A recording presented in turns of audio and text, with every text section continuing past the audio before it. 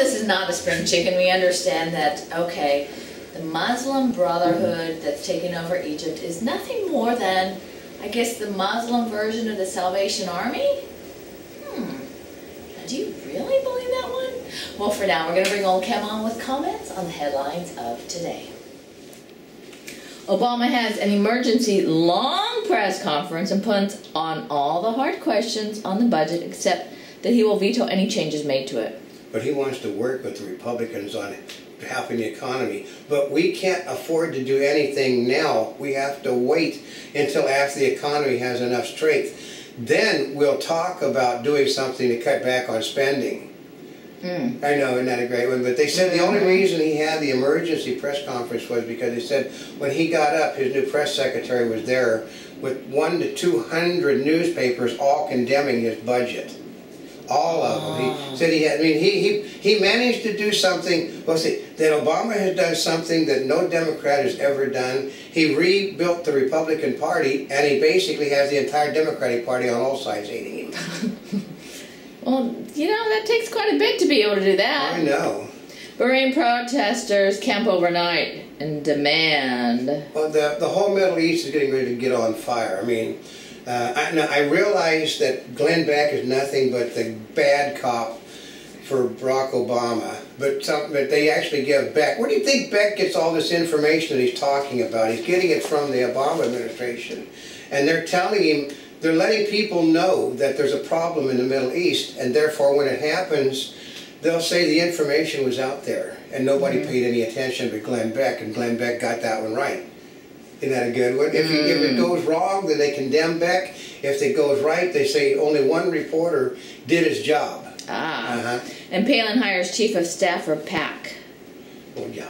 She's running, but she's not running for the Republican Party, folks. She's running for the Tea Party. And it doesn't make any difference. If she wins or loses, she will control the election, totally. Who is going to be the winner? It will be whomever the Tea Party decides. Bush and the Republicans responsible for the massive budget. I know. Well, they can't defend Obama's increase in spending. So what they've done is they're defending it by saying this would have never happened if George Bush and Republicans hadn't ran up such a debt. Let's see. George Bush's deficit was half a trillion dollars. Obama is right now $5 trillion. Half a trillion, $5 trillion, projected to be $15 trillion by the end of the decade. Bush wasn't responsible for adding, you know, $14 trillion to the deficit. Obama was. Census: blacks living in the South at highest level since 1960. Because that's where the jobs are. And this is a mobile society. They went from the South northward because that's where the jobs are. Now the jobs are in the South, so they're moving back to their homes. Academy honors behind-the-scenes technology. Yeah, which nobody knew about again. Oh, really? Okay, what they've done is the Motion Picture Academy of Arts and Sciences has split because their award shows become too long and too boring. They are moving things out that they consider to be irrelevant to their own individual things, and nobody knows they even happen. That's because there's no interest in them by themselves. And California Governor Brown freezes state hiring to cut costs. Yeah, but he's not cutting back on the people that were hired. Basically, the deficit is caused by the people that are currently there, not by the people that they haven't even hired. He's got like $100 billion in non-covered pension problems and pension responsibilities, and they're doing nothing about it except talking about raising taxes by $12 billion to help cover the shortfall. And Obama welcomes commitments from Egypt's army. Okay. Okay, we're going to talk. We got Mad Bull to BS the Bull. And they said, is it true that the Egyptian military put Mubarak in power? Is it true that they had a coup to remove him from power? In other words, they're still in control. And U.S. military vets file a lawsuit over mishandled rape cases.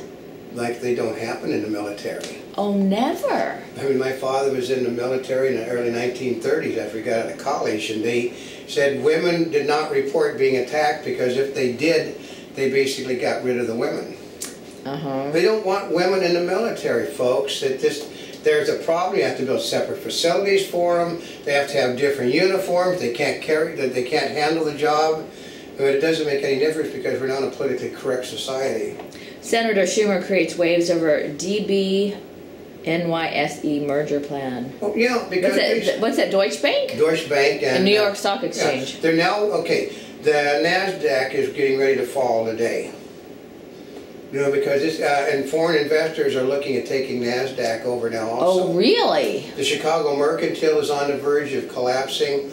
All of these things are on the verge of being other countries' things now. We were the center, and now we're no longer. I mean, there's no reason for Fox to do a show, and now from the New York Stock Exchange, because they figure Obama will approve the sell to a foreign country. Who? I mean, okay. How can it no longer be the New York Stock Exchange if it's going to be? It's not. It's going to be New York. But here's Mad Bull will tell you something. Who do you think has the largest investment in the Deutsche Bank?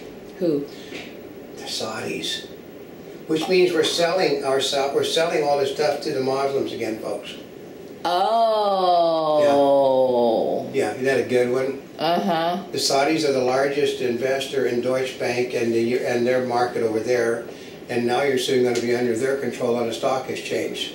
That's bad. Anybody want to bet there's going to be a lot of favorable news for the Muslims very shortly? That's horrible. Yeah, it's not supposed to be. I grew up in the era. I mean, okay, when I was growing up, no more than 49% of any company could be sold to a foreign company. Today we're selling everything. So, but they'll own 60% of the New York Stock Exchange.